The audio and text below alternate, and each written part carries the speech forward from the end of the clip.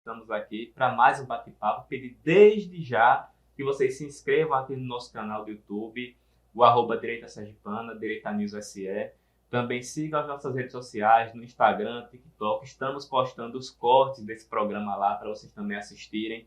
Então é isso, vamos dar início aqui ao nosso programa hoje com Raíssa, né? Vai se apresentar também. Tarcísio, que você já conhece, esteve aqui com a gente semana passada. Raíssa, também Direita Sergipana, integrante do nosso movimento, está aqui pela primeira vez, não é isso, Raíssa? Isso mesmo, primeira vez aqui. É um projeto que vocês já deram tinha, início, né? E agora estamos retomando. mas agora, nessa nova retomada aí, vamos. Então é isso aí, Tarcísio. Pois é, pessoal, tudo bem? Vamos mais um episódio, né? Tentando não ser preso, e sigamos adiante.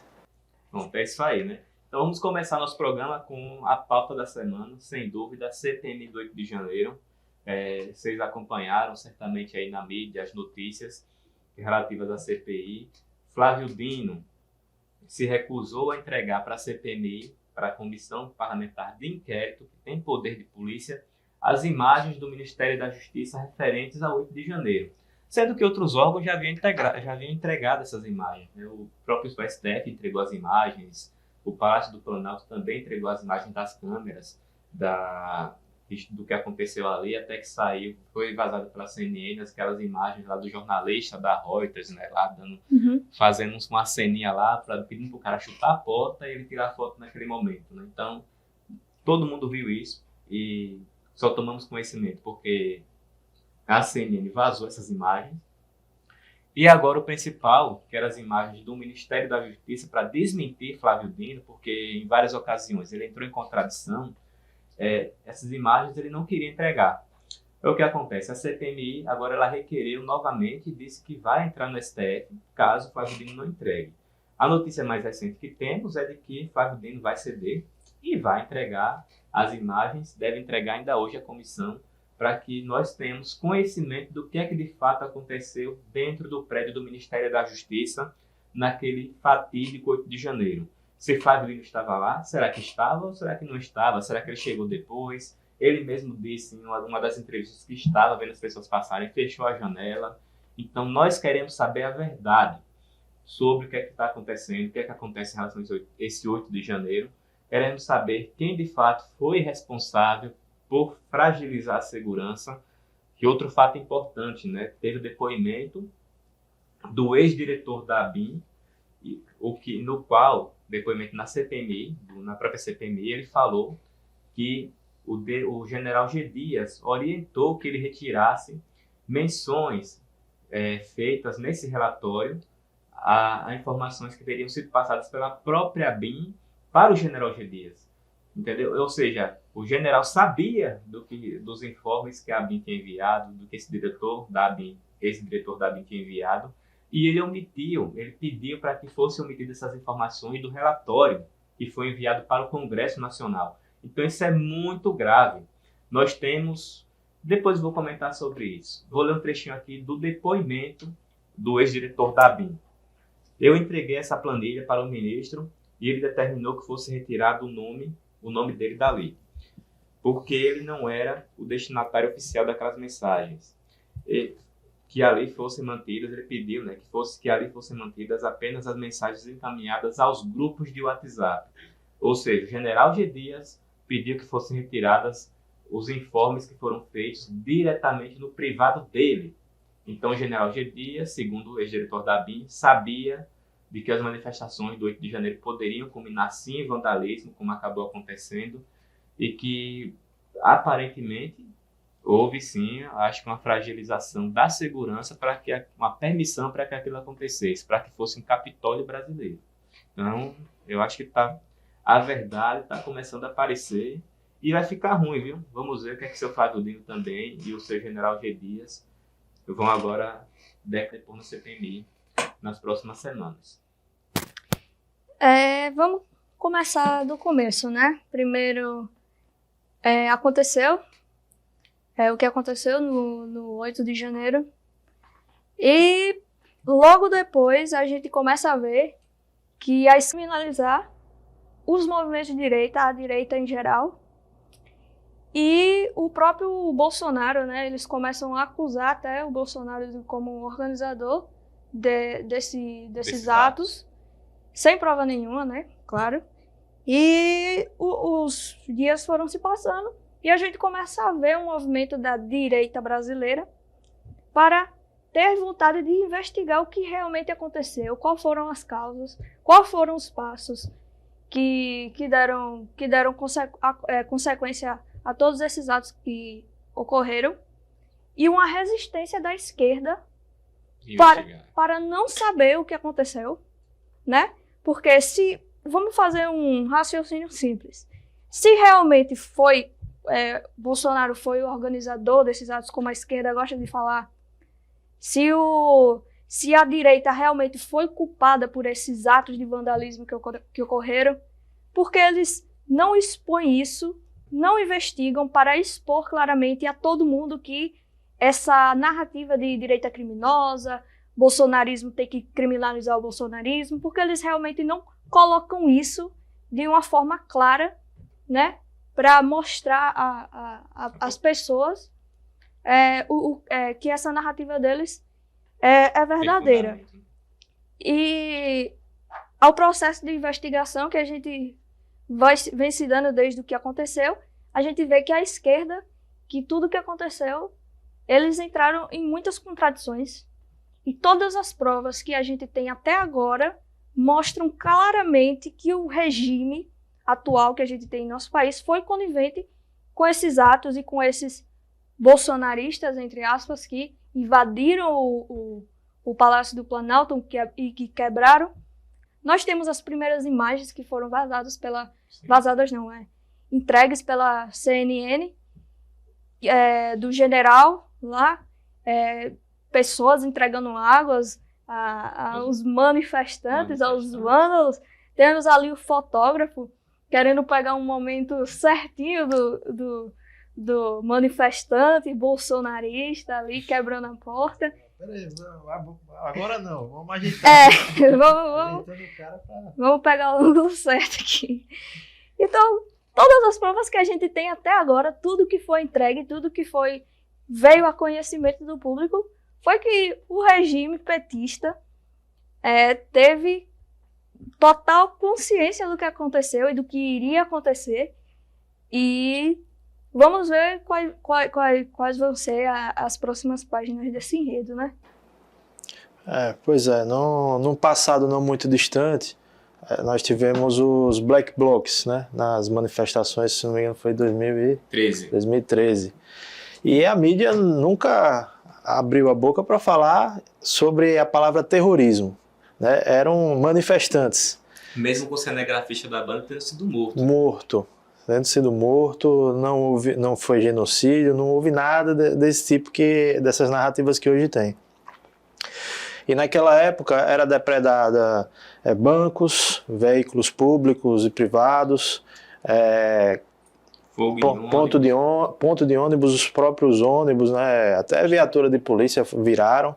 Enquanto do 8 de janeiro, foi uma depredação de patrimônio público, é errado, mas eu digo, em comparação com os Black Blocs, foi uma proporção muito inferior. E também a questão de que quem de fato incitou isso, né? Vou dar um parâmetro do que eu creio, né? Que foram pessoas pagas, né? Para incentivar as pessoas já infladas, com raiva, né? De ter um candidato eleito, ter um ladrão que foi eleito e, infelizmente, não ter, a gente se sentir impotente, não ter mais o que fazer. Então, eles foram, sim, teve gente boa, né? Tem gente que não necessariamente é ruim, mas que acabou cedendo, né? A questão dos esquerdistas, né? Que estavam depredando e acabaram acompanhando. Infelizmente, seguiram na boiada. Mas muita gente não fez nada. A maioria, os boi de piranha, a maioria não fez nada. E acabaram, né, pagando o pato. Indo para um ginásio, onde mais de 1.500 pessoas ficaram detidas por 2 dias, sem ter alimentação adequada, utilizando o banheiro sem nenhuma estrutura para suportar aquela quantidade de gente. O que a gente viu acontecer no 9 de janeiro, que foi depois do 8 de janeiro, foi um crime contra a humanidade. Aquilo ali foi uma aberração completa. Você vê pessoas sendo presas sem um processo legal, todo mundo tinha que passar ali como se fosse o gado indo para batedouro, né? Tinha que assinar, era obrigado a assinar um documento para depois de ser preso, para ser indiciado para Papuda ou para Colmeia, que eram as prisões que tinham lá em Brasília, a prisão feminina Colmeia e a Papuda, a prisão para os homens. Tivemos inclusive um sergipano que também ficou acho que 4 a 5 meses preso, foi o Popó de Itabaiana, né? Que ficou preso lá também até hoje, está utilizando tornozeleira eletrônica, até hoje também está sem poder utilizar as redes sociais. São essas pessoas que saíram lá da Papuda e da Colmeia, apesar de estarem fora da cadeia, as que já saíram, apesar de ter mais de 250 que continuam presas, essas pessoas elas foram anuladas da sociedade. Elas não podem trabalhar, não conseguem trabalho, porque quem é que vai dar trabalho é uma pessoa que está sendo investigada num processo, num inquérito infinito do STF. Quem é que vai ter coragem de dar um trabalho para uma pessoa que está nessa situação? São pessoas que não podem utilizar suas redes sociais, são pessoas que estão privadas de seus direitos, de sua liberdade, que tem que ficar com a tornozeleira eletrônica no pé, sem saber até onde elas podem caminhar, para que elas tenham aquela tornozeleira apitar. Então, o que a gente viu foi um processo realmente de desumanização de quem é da direita, de quem é oposição, de quem é bolsonarista, mais especificamente, porque o termo agora é bolsonarista, né? Se você é bolsonarista, você é terrorista, como eu já comentei aqui na semana passada, né? Se você é bolsonarista, você é terrorista, é golpista, é extrema-direita, é antidemocrático, tudo que não presta. Agora, a gente vai falar daqui a pouco sobre o caso do Guarujá, né? Do policial que matou, do que foi morto, e a polícia de São Paulo foi lá e desceu e fez o que tinha que fazer, né? Prendeu os criminosos e se reagiu, bala. Aí você vê essa mesma esquerda que validou toda essa barbaridade, essa aberração que fizeram com os patriotas. Você vê essa mesma esquerda agora passando pano para vagabundo, para bandido do PCC. Então a gente vê que o nosso país realmente está na situação, está tudo invertido aqui, é o poste mijando no cachorro. Então, só para acrescentar aqui, Flávio Dino, ele disse que ia entregar as imagens, né, após consulta, sabe quem? A Alexandre de Moraes. A decisão foi tomada após consulta ao ministro Alexandre de Moraes, que autorizou o envio dos vídeos ao colegiado, que é a CPMI no caso. Quem teve acesso ao conteúdo garante que não acrescentar nada às investigações. Bom, então vamos ver, né? E só lembrando, em relação ao general G. Dias, né, nós temos atualmente um coronel da Polícia Militar do Distrito Federal preso, que é o coronel Naime.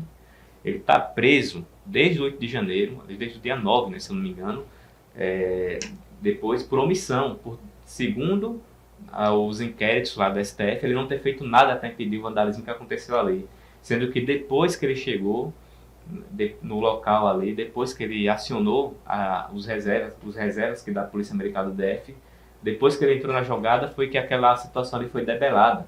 E ele até hoje está preso por omissão. Já o general G. Dias, que estava lá dando aguinha para quem estava ali no prédio do Palácio do Planalto invadindo, que estava ali caminhando para um lado e para outro, que não estava fazendo nada e que agora omitiu informes dentro de um relatório, adulterou um relatório que foi enviado para o Congresso.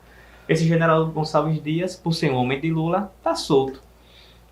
É incrível, né? Tem mais do que provas, né? Tem vídeo mostrando ele lá não fazendo fisicamente nada para inibir essa situação, enquanto por uma mera suposição de uma omissão, suposta omissão, prendeu um coronel da Polícia Militar. Então, cara, realmente uma situação que a gente fica muitas vezes desanimado, mas a gente sabe que pelo menos o trabalho que essa comissão está fazendo, inclusive, acho que aprovaram também o requerimento de convocação do cara da Reuters, né, do fotógrafo lá da Reuters. É importante que ele vá lá na CPMI para poder também prestar seus esclarecimentos, e algumas coisas estão começando a aparecer.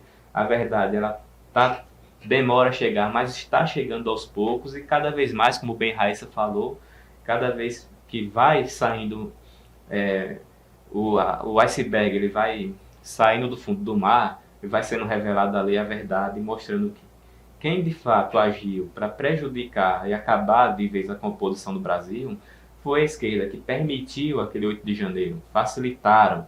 Tudo indica, tudo caminha nesse sentido, de que houve uma facilitação para que aquele vandalismo acontecesse,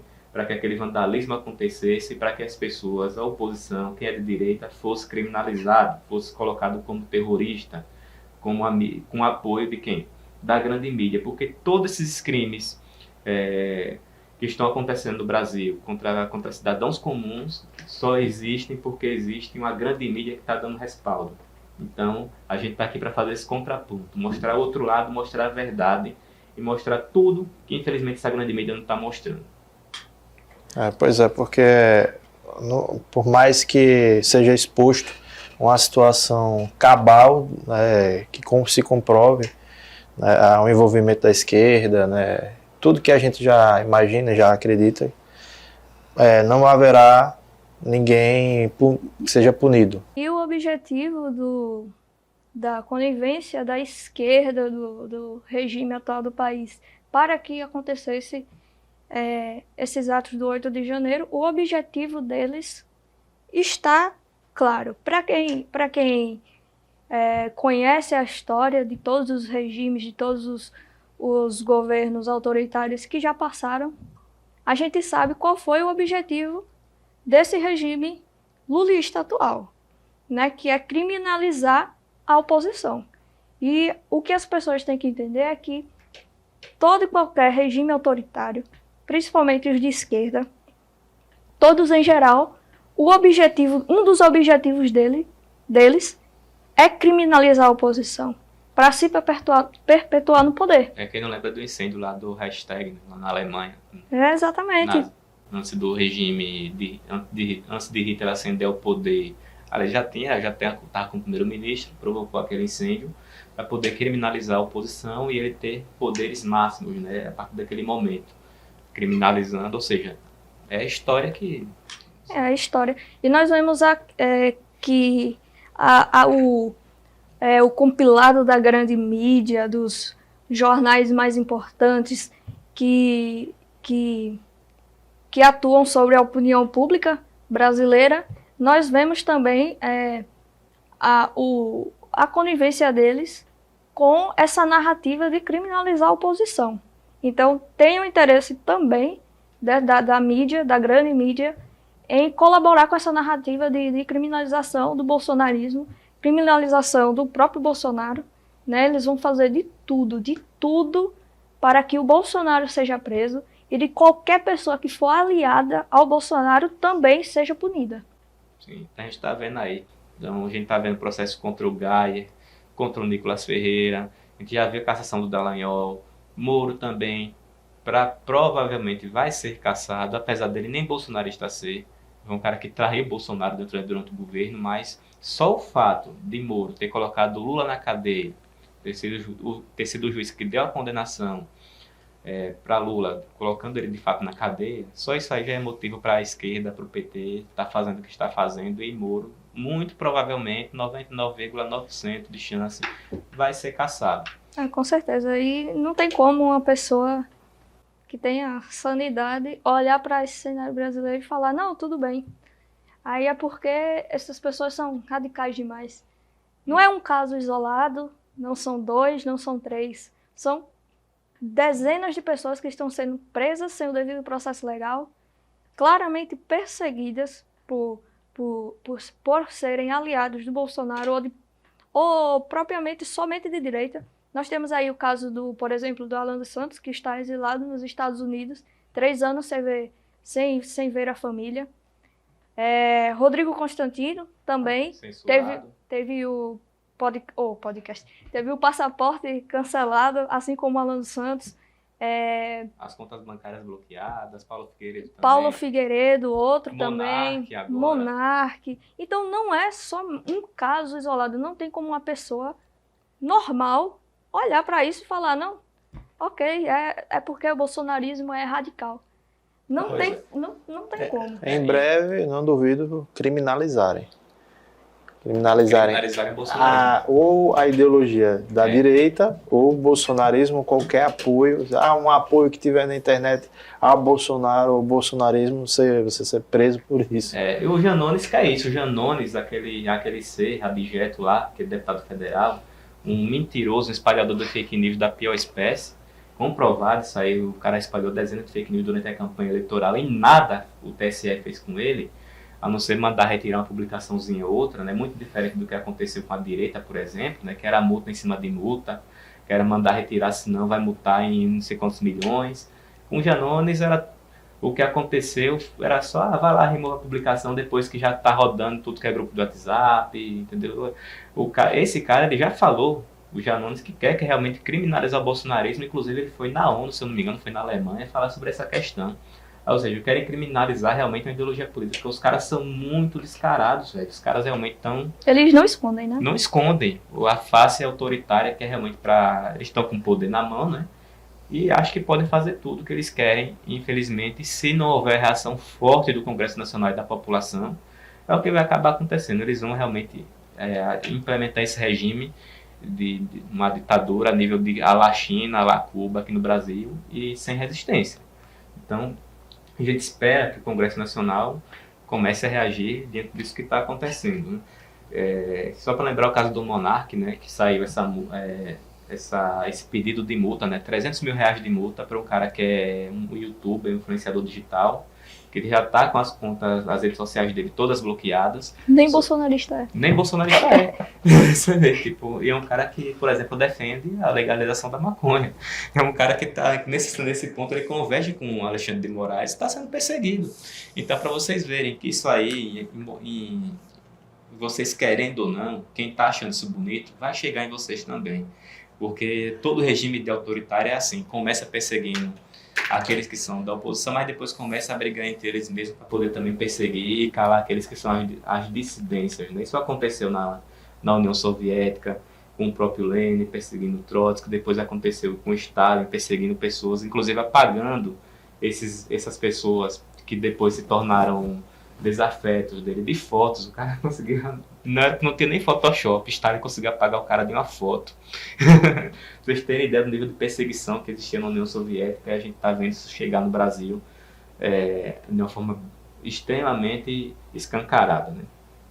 Passando aqui para a pauta 2, né, vamos falar sobre a morte do policial da Rota em São Paulo, que resultou em uma operação contra o tráfico de drogas, né, contra o PCC mais especificamente, no Guarujá, e essa operação ela expõe mais uma vez, né, Raíssa, a bandidolatria da grande imprensa, né?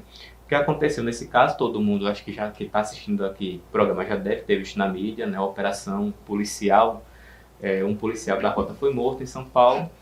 Houve uma reação por parte da Força do Estado, da Secretaria de Segurança Pública, uma operação no Guarujá que resultou na morte até agora de 16 pessoas envolvidas ali com o tráfico. E se você for ver a ficha dessas pessoas, você vai ver que elas realmente são envolvidas com tráfico de drogas, são envolvidas com crime, tem ficha corrida. Infelizmente, a grande mídia insiste em dizer que são pessoas inocentes, que estavam ali, não tem nada a ver com o caso. Pelo amor de Deus, né? Então a gente está cansado de ver essa postura conivente da grande mídia com o crime. Vive o crime de verdade, né? Bandidolatria é um termo usado para a idolatria à bandidagem, aos bandidos, aos criminosos, aos que fazem e cometem crimes, né? E essa cultura da bandidolatria não é algo novo de nosso século, já vem sendo construído pela esquerda culturalmente desde a década de 60, mais ou menos, né? Com vários intelectuais de esquerda, culturalmente, espalhando a narrativa de que o bandido ele é uma vítima do sistema e o sistema é que faz a pessoa, o indivíduo, escolher e se comportar de uma forma animal. Então, é uma coisa totalmente invertida. E a gente vê claramente o viés marxista nesse ponto cultural espalhado aqui na cultura brasileira. Não é algo especificamente somente aqui no Brasil, mas no Brasil a coisa é gritante. E nós vemos que, se a gente for olhar com mais profundidade para essa ideologia da bandidolatria, a gente vê que eles falam que a pessoa ela é menos culpada pelo crime que ela cometeu do que pela classe que ela pertence. Ou seja, é um viés totalmente marxista, comunista, e isso daí não faz sentido nenhum. Na verdade, eu creio que tenha começado, ou pelo menos se intensificado, quando começou a ascender a popularidade de Bolsonaro, ele começou a bater em bandidos, né? Com algumas frases, bandido bom, é bandido morto, tal. Enfim, e com relação a isso, para ser do contra, né, para fazer um contraponto ao que ele falava, a mídia teve que seguir uma narrativa ridícula de defesa de bandido. É uma coisa incrível. Mas começou a trazer aqueles especialistas no jornal de direitos dos humanos, né? Enfim, fazendo até no início do mandato de Dória, né, os pinchadores, né, que Dória começou com aquele programa para cobrir, né, punir os pinchadores e cobrir as pinchações, e ele foi amplamente criticado por combater a criminalidade, né, a marginalização das ruas. Enfim, então é isso. Enquanto por mais correto que seja esse ideal, né, uma coisa lógica até, né, nem de você desejar a punição a um bandido, a mídia vai ser do contra porque foi um viés defendido pela direita. E o que aconteceu nesse fato, né, desses bandidos que foram mortos nessa operação, mostra que a polícia tem um conhecimento desse pessoal, só que eles ficam engessados. Eles precisam da narrativa, precisa ter alguma motivação para poder corroborar com a atitude, para não sofrer algum tipo de processo de punição, né? A corporação não se passar, né, como um termo que está sendo usado, genocida, né? De matar a pessoa, é uma chacina de bandido. Oh, nossa, que pena. Enfim, aí, infelizmente é isso que a gente está passando, né? Como disse Flávio, poste mijando no cachorro. Pois é. Como eu estava falando mais cedo, no primeiro comentário relacionado ao 8 de janeiro, a gente vê que essa mesma esquerda serviu a declaração do Flávio Dino, dizendo que a operação parece desproporcional ao crime que foi cometido. Ou seja, a vida acho que até ali tinha morrido, acho que 8 criminosos nessa operação que aconteceu no Guarujá. Tinha morrido 8 criminosos nessa operação, e o Flávio Dino acha que a vida de um policial vale menos do que a de 8 criminosos. Porque ele dizer que a operação foi desproporcional, ele acaba diminuindo a morte do policial e dizendo que 8 criminosos, poxa, a vida de 8 criminosos vale mais do que a de um policial. Né? Mas, então, de certo modo, foi uma perda tremenda para ele, né? 8 eleitores de Lula, 16 agora, 16, eu acho que eles vão tomar uma atitude. Né? E aí você vê o ministro dos Direitos Humanos dizendo que tem que apurar, passando pano. E quando o policial morreu, a gente não viu a mesma reação por parte dos direitos humanos, por parte do Flávio Dino. A gente não viu a mesma reação por parte do governo federal, de cobrar a investigação, de cobrar a punição dos criminosos, de cobrar que eles fossem realmente presos e pagassem pelo seu crime. Inclusive, a gente estava lendo semana passada que existe um projeto de lei para quem atentar contra a vida de políticos, de autoridades do judiciário, a pena ser de 20 a 40 anos de prisão.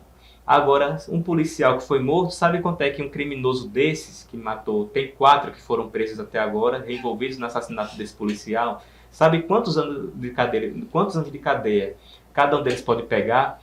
No máximo 20 anos. De 6 a 20 anos. Ou seja, a vida de um policial que está lá na rua, batalhando, acorda cedo, não sabe se volta para casa para ver sua família, e esse infelizmente não voltou.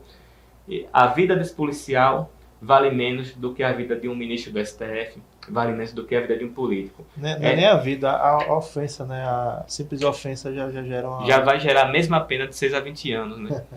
Ou seja, ao ofender um político vai valer o mesmo que matar um policial em nosso país. Essa é a realidade que essa democracia brasileira agora está nos impondo.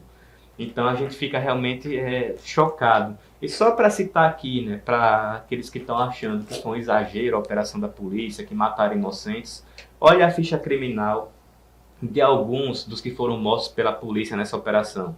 Rogério Andrade, egresso do sistema prisional, por homicídio qualificado, roubo, furto e receptação. Uma das lideranças do PCC na Baixada Santista. Cleiton Barbosa, está em liberdade provisória e foi preso por tráfico de drogas. Fábio Oliveira, egresso do sistema prisional, sequestro, evasão com violência, motim e tráfico de drogas. Matheus Eduardo, egresso do sistema prisional, roubo, furto e porte ilegal de arma. Felipe Vieira Nunes, cumprindo medida cautelar por roubo. Jefferson Júnior Ramos, estelionato, preso 3 vezes por estelionato, estava na rua. William Santos de Oliveira, cumprindo medida cautelar, furto, roubo, estelionato e vandalismo. Ainda tem mais alguns aqui, eu não vou citar todos. Só gente boa. Só para vocês verem a ficha corrida desses indivíduos que foram mortos pela polícia de São Paulo. E aí a mídia fica passando pano dizendo que não eram pessoas envolvidas com o caso. São criminosos que já estavam no sistema prisional, que foram soltos por esse regime de leis podre e atrasado que o nosso país tem, que não pune criminosos de verdade. E esses caras, eles estavam na cadeia e foram soltos. Como tem aqui um exemplo, o cara foi preso 3 vezes por estelionato e estava na rua. Como é que pode um cara ele é preso 3 vezes pelo mesmo crime e é solto? Podia ter pedido música no Fantástico. Podia ter pedido música no Fantástico, né? Porque, ou seja, a polícia ela tem que ser conivente com esse tipo de coisa. A polícia trabalha, infelizmente, no nosso país para enxugar gelo. Prendendo e a justiça soltando. Quando acontece de morrer, ainda a polícia é criticada. Então, quero aqui deixar o quê? Meus parabéns para a Polícia Militar de São Paulo por essa reação, para o secretário, Capitão Derrite, que era da área de segurança pública, um cara que realmente está fazendo um trabalho excepcional na Secretaria de Segurança daquele estado. Parabéns ao governador Tarcísio também, por ter mantido a firmeza na postura de combate ao crime, e não de ficar alisando como essa mídia está fazendo, porque muitas vezes a gente já criticou o Tarcísio por ceder ao que a mídia quer impor, né? Mas nesse caso não, nesse caso ele não se manteve firme, nesse caso ele está de parabéns por manter firmeza de postura, e espero que essas operações continuem, né? Para dar um sossego para a população de bem que mora lá na Baixada Santista, lá em São Paulo. Tudo isso que vem acontecendo da defesa da bandidagem, dos criminosos, não é algo por acaso, é algo construído ao longo dos anos, né? E se a gente for estudar tudo isso, a gente vê a forte ligação da esquerda brasileira com o crime organizado. Desde quando ocorreu na época da Revolução Cubana, presos políticos aqui no Brasil, que na época da ditadura, né, tem registros mostrando que eles, dentro da cadeia, educaram, entre aspas, os criminosos com as técnicas de guerrilha cubana.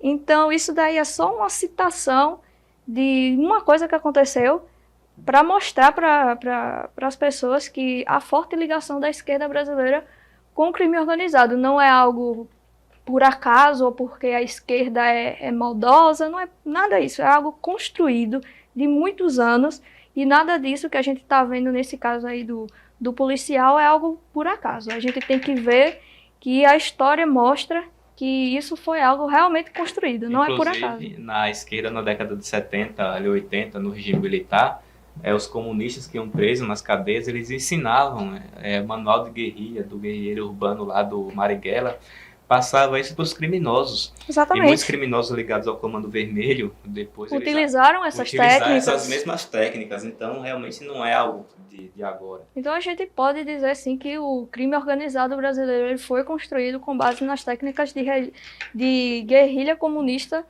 principalmente, né, de Cuba. Exatamente, né? Então, a situação que a gente vive no Brasil é quase caminhando, já estamos caminhando, né, de fato, para o narco-estado, né? Só lembrando também que houve uma operação semelhante à que aconteceu no Guarujá, na Bahia. 8 criminosos em Salvador, na região metropolitana de Salvador, foram mortos e não houve qualquer repercussão na mídia nacional em relação a isso. A única coisa que diferencia o caso do Guarujá com o caso de Salvador é que em Salvador, na Bahia, o governador é do PT. aliado de Lula. Então, talvez por isso a grande mídia não tenha repercutido tanto como repercutiu o caso de São Paulo. Pois é. Então, passando aqui para encerrar essa questão da pauta da segurança, falar sobre a legalização da maconha, né? Está sendo votada no STF e com votos já definidos, 4 votos definidos, inclusive do senhor Alexandre de Moraes, a legalização da posse e também do plantio da maconha. A pessoa, segundo o que está sendo votado lá no STF, foi uma ação, se não me engano, da Rede, né? Não vou saber aqui o partido, mas vou colocar aqui na edição para vocês. Um partido de esquerda entrou com ação no STF para questionar um caso específico e o STF está dando, até agora, por 4-0, a possibilidade das pessoas portarem drogas até 60 gramas e também plantarem, parece que 6 pés de maconha dentro de casa para poderem consumir e isso não ser mais crime. Então a gente pergunta, né, como é que vai ser, mais uma vez, né, o judiciário ele está interferindo na alçada do poder legislativo, porque quem tem a obrigação, quem tem o dever no Brasil de fazer leis, a prerrogativa de fazer leis, é o Poder Legislativo, é o Congresso Nacional, é o Senado. E dessa vez, inclusive, Pacheco, um morto lá dentro do Senado Federal, né, que só fazia tudo que o governo queria, dessa vez reagiu pela primeira vez. Então, parabéns, Pacheco, por retomar a sanidade assim, de uma forma muito... Ou foi um teatro. Não acredito não nessa reação. Por isso que eu tô fazendo uma ironia aqui, né? O cara acordou assim do nada, né? Poxa, ele acordou hoje, peraí, vou peitar o governo, vou peitar, falar do STF aqui, que o STF tá tomando prerrogativas do Congresso, né? Pô, muita coincidência, né? Talvez porque ele saiba que não vai ser indicado pro STF e aí agora resolveu tomar uma postura porque ele disse, poxa, peraí, vou ficar sem mandato de Senado porque eu não me reelejo em Minas, vou ficar sem minha vaga no STF, então eu vou querer cobrar alguma coisinha a mais do governo, né? Quem sabe o Ministério.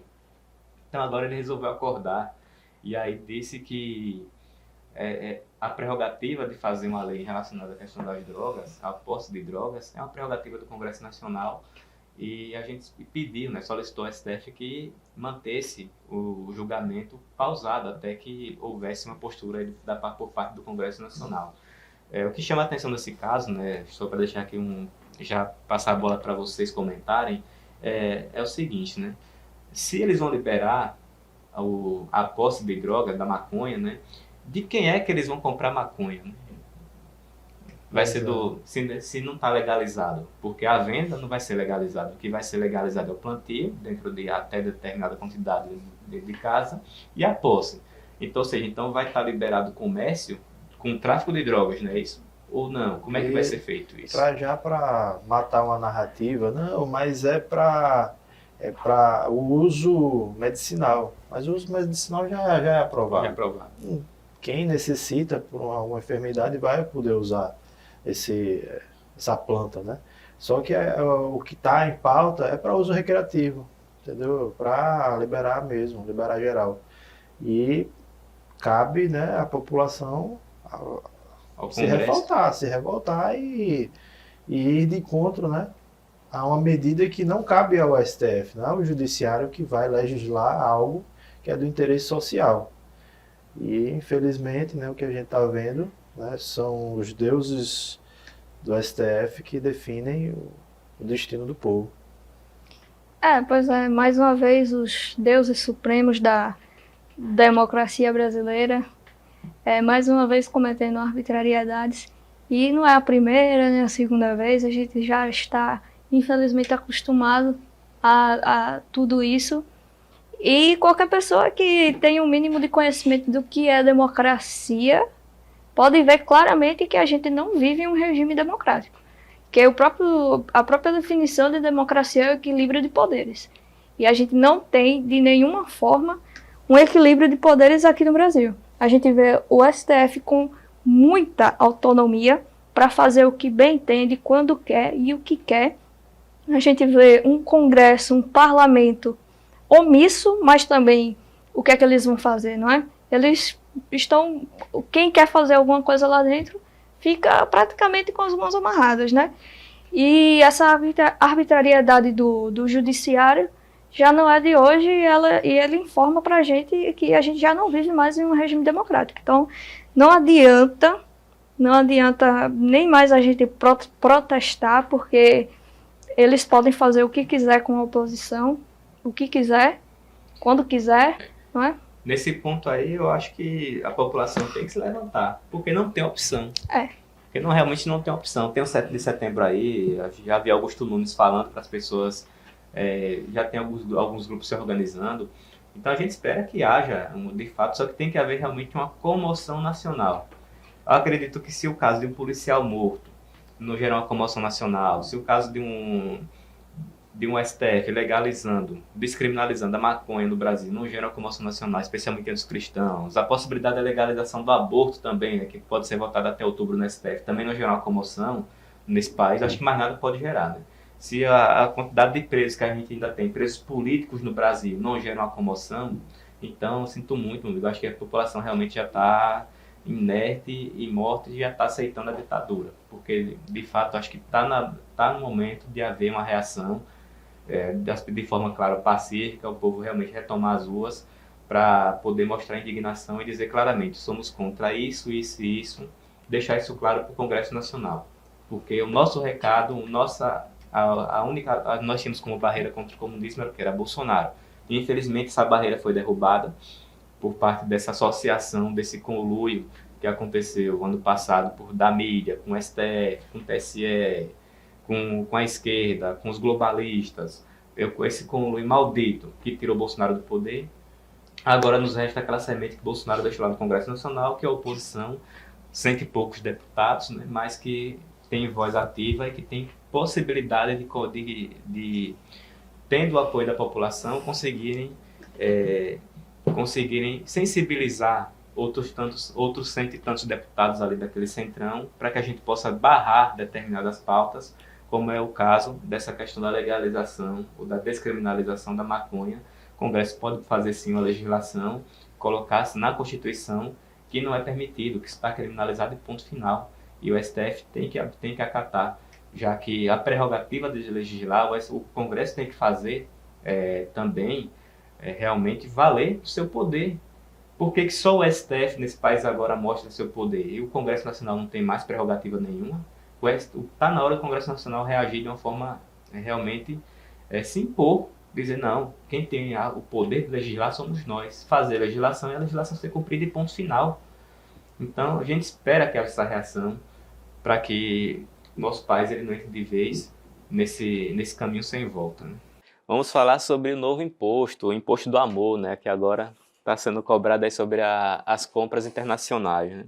Já está valendo o novo imposto para compras internacionais realizadas em sites de comércio eletrônico. Todas as compras, independente do valor, agora serão tributadas com o ICMS, que é o imposto estadual, e para as compras acima de $100 também será cobrado o imposto de importação, que é aquele imposto que é 60% sobre o valor da compra. Então tá aí, né? É o imposto do amor, né? E os sites que não aderirem a esse programa do governo de cobrar o Digital Tax, né? De cobrar ali no momento que você compra, ele já vai cobrar automaticamente, já vai colocar ali na conta da sua compra o ICMS. Os sites que não aderirem terão suas compras, todas as compras feitas nesses sites serão taxadas em 60%. Então o site não tem opção. Ou para ele vender no Brasil, ele vai ter que aderir a esse programa. Caso não faça adesão, se você arriscar comprar nesse site, você vai pagar, né? Porque o que o governo diz, o que é que a Haddad diz, né? Que quem vai pagar é a empresa, não. É uma caramba que vai... Essa regra ela não está sendo respeitada. Houve uma compra, né, que foi feita após esse período, e aqui consta uma compra de R$138. Menos de $50. Menos de $50 foi taxada em 60%. Cobraram R$ 83,17 de imposto. Mais o valor do frete, ou seja, quando ele é importado, né, no caso foi o chinês, ele pagou pelo frete para chegar até você. Sim. Mas aí chega na alfândega e é cobrado novamente um frete de mais de R$18,45, ou seja, Você O tá cara- pagando 2 vezes o produto. 2 vezes o produto. E viralizou muito um tweet essa semana que eu até mandei pro Flávio. O Flávio deu uma risada e falou que era o imposto do amor, né? Uma compra de $32 que foi taxada em 60%, mais o ICMS do estado onde o rapaz morava. Minas Gerais, né? Exatamente. Você vê que é um efeito em cascata, onde as pessoas vão parar de consumir, as empresas não vão ter um incentivo para continuar vendendo no Brasil e, necessariamente, a economia vai ficar estagnada. Porque os valores que você tinha para gastar nesses produtos mais baratos, eles voltavam de uma forma rentável para o Brasil quando você comprava o produto, utilizava um serviço e vendia aqui. Agora nem isso você vai poder fazer mais. E o mais engraçado é você ver o malabarismo mental que muitas pessoas fazem para defender esse tipo de imposto. Imposto é e sempre será roubo. Não existe uma defesa moral ou uma defesa ética para imposto. Ainda mais nesse ponto. Você já vê empresas e sites como AliExpress, até aquele Alibaba, direcionando pessoas para Shopee, para comprar produtos nacionais, porque se torna inviável. E, além de você afetar a economia brasileira, você afeta também a economia dos manos chineses, né? Querendo ou não. Porque eles não vão ter mais incentivo para produzir esse tanto de produtos e bugigangas que vendiam aqui para o Brasil. Eles vão ter que encontrar algum outro mercado consumidor tão pulsante quanto o nosso. Ou atravessar, né, os produtos, né, por meio de contrabando pelo Paraguai, né, como era feito antigamente. Não estamos mandando ninguém fazer fiscal aqui, É. não estamos mandando, mas... É o que sempre acontecia. É o que sempre acontecia antigamente, que pode voltar a acontecer, e é o que muito provavelmente vai acontecer, né? Como acontecia com as muambas do Paraguai. Então, não estou dando nenhuma dica aos chineses, mas fica aí, né, no ar. Essa possibilidade, né? Então, o que a gente, o Matheus bem colocou, o método desse governo, a gente está vendo por todos os lados, é cobrar imposto, cara.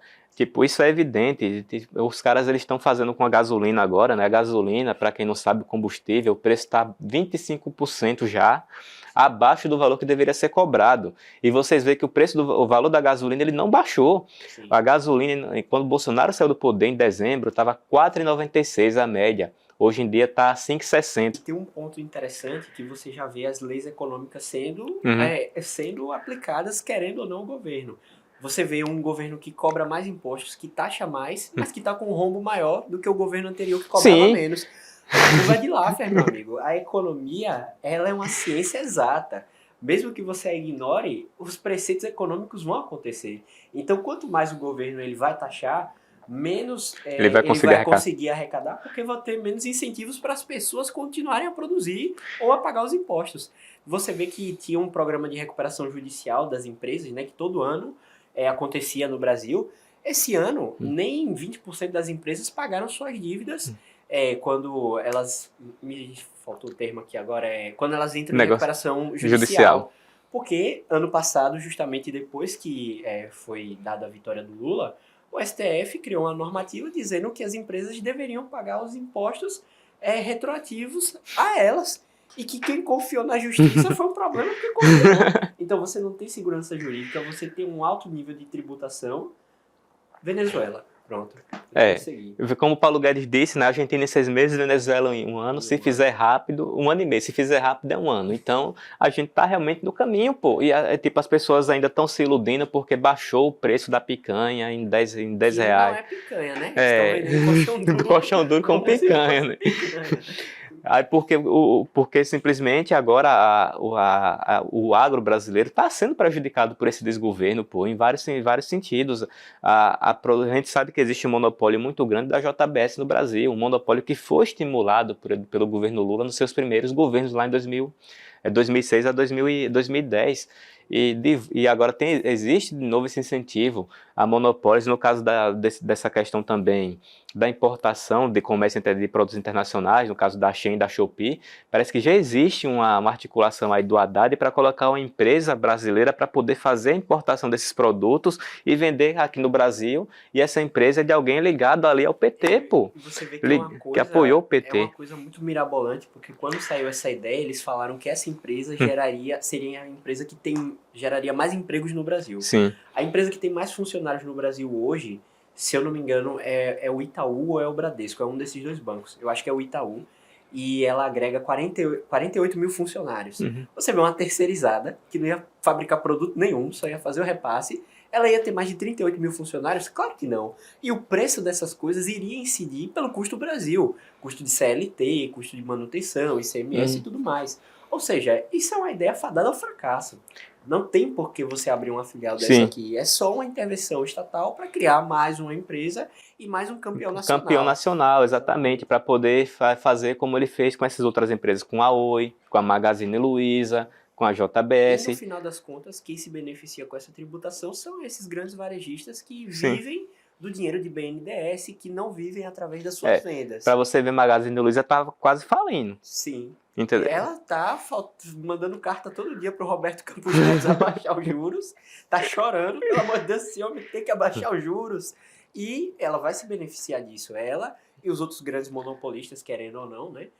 E, assim, é uma medida que vai somente desestimular o comércio brasileiro e desestimular as compras, né, a nível nacional. E muitas, tipo, inclusive para esse dado que é importante, Matheus, que você falou que existe o rombo, e também existe também a queda no consumo interno, que mesmo com essas medidas que foram tomadas, né, você vê que o comércio interno não aumentou. Sim. Eu não sei, foi o saldo do setor de serviços, né? O setor de serviços não cresceu nesse semestre, porque as pessoas elas deixaram de comprar nos sites internacionais, mas não estão comprando aqui dentro do Brasil, ou seja, não existe mais confiança. A narrativa deles, ao aplicar esses impostos, é de que eles querem priorizar o comércio interno. Porém, a maioria do comércio interno varejista depende dessas importações para poder vender dentro do Brasil. Exatamente. E agora? E não tem como competir com o custo de produção, por causa que aqui tem CLT, aqui você tem vários encargos trabalhistas, onde a China não tem, né? Não entrando no mérito se a China é ou não boa, mas não tem, diferentemente do Brasil. Então não tem como competir. Isso é um fato. O que eu falei já em vários comentários naquela página ali, Garagem Sergipe, né, que fala sobre combustíveis e tal, a galera do PT lá dizendo, o combustível baixou, muita gente também nessas páginas assim, de bairros ou de cidades lagarto, como eu vejo e tal, falando que o preço das coisas está baixando. Eu quero cobrar essas pessoas daqui a um ano, como é que vai estar o nosso país. Porque não vai demorar muito tempo não. Porque esse rombo que a Petrobras está gerando agora, isso aí vai ter uma consequência muito grande lá na frente. Você vai ver o preço de ações caindo, você vai ver a empresa desinvestindo, porque a Petrobras não vai ter condições de manter todo o setor, toda a cadeia produtiva dela em vários ramos, né, que ela possui, né, gás, né, petróleo e tantas outras coisas que ela produz. Nosso país, se ela estiver vendendo combustível defasado, isso aí vai acabar com a Petrobras em muito pouco tempo, amigo. Você vai ver o preço das inflação estourando, você vai ver uma série de consequências em toda a cadeia produtiva do nosso país, e isso não vai demorar muito tempo não. Não vai ser como foi lá no caso da Dilma, que ela fez aquele estelionato eleitoral em 2014 e em 2015 estourou de cara, porque nós tivemos 4 anos de governo Bolsonaro que estabilizou as coisas, que realmente Bolsonaro fez muita coisa na economia que está segurando que o país vai para o buraco de vez. O próprio Banco Central, né, que reduziu os juros agora para 0,5%, foi o Banco Central que está garantindo, amigo, que a inflação não estoure, não vai para casa do caramba. Exatamente. Uma boa métrica do quão bom foi Bolsonaro, né, economicamente falando, quanto tempo durar, quantos anos durar, quanto tempo a gente suportar o governo petista indica o quanto foi bom o governo Bolsonaro, né? O quanto ele conseguiu fazer com que a gente suporte mais tempo até colapsar de vez. Mas não vai demorar tanto tempo, porque foi 2 anos de recuperação, né? Porque teve a pandemia, ou seja, o Brasil... Eu acredito que 1 ano e meio no máximo. 1 ano e meio no máximo, nosso país, filho, vai estar... Vocês vão... Já vai sentir pesado. Podem cobrar, porque de fato a realidade, é ciência econômica e contra dados, filho, não tem como contestar, né? Vamos passar para a penúltima pauta aqui, que é o PL da censura, né? Vai voltar a pauta, já fazendo aqui um alerta a todos vocês, cobrem dos seus deputados, pelo amor de Deus, vamos cobrar novamente dos deputados, porque Arthur Lira está querendo pautar novamente essa questão do PL da censura, e a gente fez uma pressão enorme no primeiro semestre e isso deu resultado. Então a gente pede novamente que vocês façam essa pressão, porque se esse projeto passar, meu amigo, a liberdade nas redes sociais, esse programa aqui, infelizmente, vai ficar inviável. Já era. Esse rapaz aqui já era, viu? Fujam para as colinas. E pauta local aqui para encerrar, né, que a gente já está aqui em cima da hora. tem os corredores de ônibus aqui de Aracaju, né? Finalmente, o prefeito Edivaldo Nogueira, depois inclusive no vídeo que eu fiz cobrando, a gente gravou ali na Hermes Santos mostrando. Uma semana depois que você cobrou, o prefeito vai lá, né? E vai fazer. Eu não sei, eu acho que foi coincidência, né? Mas, digamos que a quantidade de cobranças que aconteceu em relação a essa questão foi fundamental para que fosse tomada uma atitude. Só que a atitude que foi tomada não foi a melhor, né? Infelizmente, vocês vão ver, eu quero perguntar para vocês como é que vai ficar a situação do trânsito de Aracaju com esses corredores de ônibus. O corredor da Hermes Santos, ele vai ficar em tempo integral com as faixas exclusivas para os ônibus. É um corredor que passa 3 linhas. Você vai ter um engarrafamento nível São Paulo, né? Em Aracaju. Seja o corredor da Beira-Mar, o corredor que ele vai ficar o corredor da Augusto Franco, né, das 6 às 19 horas, exclusivo para a faixa de ônibus, sendo que naquele corredor de ônibus da Augusto Franco, que é Rio de Janeiro, só passam também 3 linhas de ônibus e 2 delas, que é o Piabetadia e o Marcos Freire Dia, demoram meia hora para passar um ônibus. Pô. Você vai ter um corredor exclusivo para passar um ônibus a cada meia hora. João Alves Orlando Dantas ainda tem um pouquinho mais, né, tal, passam a cada 15 minutos, mas você vai ter um corredor exclusivo para passar um ônibus a cada 15 minutos, pô. A conta não fecha, né? Porque se você fizer a somatória aí, você vai ter um ônibus basicamente de 15 em 15 minutos ou de 10 em 10 minutos, né? Mas só que de linhas diferentes. Linhas diferentes. Então você vai ter 10 minutos de pista vazia. O corredor subaproveitado, pô. Exatamente. Isso de segunda a sexta, né? Então, pelo menos no final de semana eles não colocaram, porque eles sabem que a quantidade de ônibus é muito pequena, pô. Você vai ter uma faixa exclusiva para trafegar um ônibus de hora em hora. É um negócio que eles fizeram um projeto para Aracaju, esse prefeito aí, Edivaldo Nogueira, a sua incompetência, né? Que já está atestada. Ele fez um projeto para a cidade, um projeto que é para uma cidade muito maior do que Aracaju, um projeto de uma cidade realmente planejada, que tem um plano de mobilidade urbana. Aracaju não tem plano diretor, ainda está em discussão, isso aí há não sei quantos anos, não sai de papel. Aracaju não tem um plano de mobilidade urbana, Aracaju não tem licitação de transporte coletivo, e ele vai fazer... Ele quis colocar essa ideia na tora desses corredores de ônibus. Fez uma obra eleitoreira, como foi esse corredor da Hermes Fontes, que infelizmente vai causar transtornos à população, e já está causando, né, como a situação como já foi feito, aí colocou umas pilastras de concreto lá no meio, parecendo que está fazendo um pega para os carros se acidentar, né, vai bater ali de frente. É um bloqueio visual para quem está lá, tem umas placas de propaganda, né, que bloqueia você de ver se seu ônibus está chegando, também se um carro está chegando, se o carro tá chegando em cima de você. É um espaço extremamente pequeno ali para o passageiro ficar. O cara, quando sai do ponto, ele tem que passar na faixa de pedestres ali no meio da rua, para poder chegar ao seu destino. Um negócio completamente mal planejado, feito de forma eleitoreira. O ônibus tem que sair de uma faixa da esquerda, quando o corredor acaba aqui no Lojão da Eletricidade, para poder ir para a faixa para entrar na Barão de Marunha. Ou seja, a quantidade de transtorno que isso vai causar, amigo. Então, a gente é realmente uma grande irresponsabilidade esses projetos que estão sendo feitos aqui em Aracaju, a toque de caixa, visando só eleições, e não existe de fato nada concreto que vá realmente melhorar a vida da população, porque o que a população quer, como eu já falei inclusive na audiência da Câmara de Vereadores, a população quer pegar seu ônibus, ir para o seu trabalho, chegar lá no seu trabalho da forma mais rápida possível e da forma menos humilhante possível, né? Porque hoje em dia você pega ônibus aqui em Aracaju, você pega um ônibus para UFS, por exemplo, aqueles 0,90, meu amigo, você não tem um dia que você não vá numa sardinha, porque 6 ônibus numa linha como essa para transportar 30 mil alunos que estudam ali diariamente. Então a gente vê que realmente não existe de fato preocupação com as pessoas, existe de fato preocupação só em mostrar que está fazendo alguma coisa, um marketing bonito para mostrar na televisão durante a campanha eleitoral. Mesmo que seja uma coisa ruim, né, ou alguma pauta que não caiba dentro da nossa sociedade. Como você bem falou, a gente estava na sessão pública, né, sobre mobilidade urbana, parecia uma pauta sobre ambientalismo, né, sobre ESG, que os caras falavam em diminuir a emissão de carbono, diminuir os transportes normais e começar a usar meios alternativos. Não, peraí, não tem nem ônibus elétrico, calma aí. Você só quer ser bem transportado. E eles não querem fazer isso. Não querem fazer o mínimo, tá ligado? Imagine fazer uma pauta, algo que realmente vá trazer melhoria para o meio ambiente aqui em Aracaju. Isso é questão, isso é realmente pauta para inglês ver. Sim. E secundário. Então é isso, galera.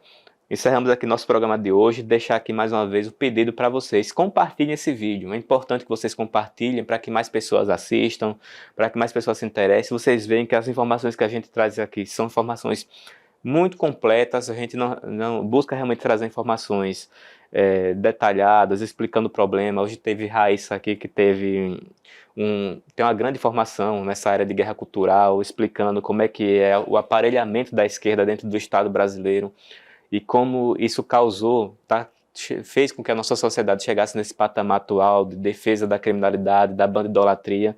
Então, é importante que vocês compartilhem, se inscrevam aqui no canal Direito SE News, nosso Instagram, TikTok, @DireitoSergipano, Facebook também a gente ainda tá lá, né? Apesar de ser uma rede social meio morta, mas a gente tá lá. A gente tá lá, então segue, curte, compartilha. Então é isso, galera. Até semana que vem, valeu.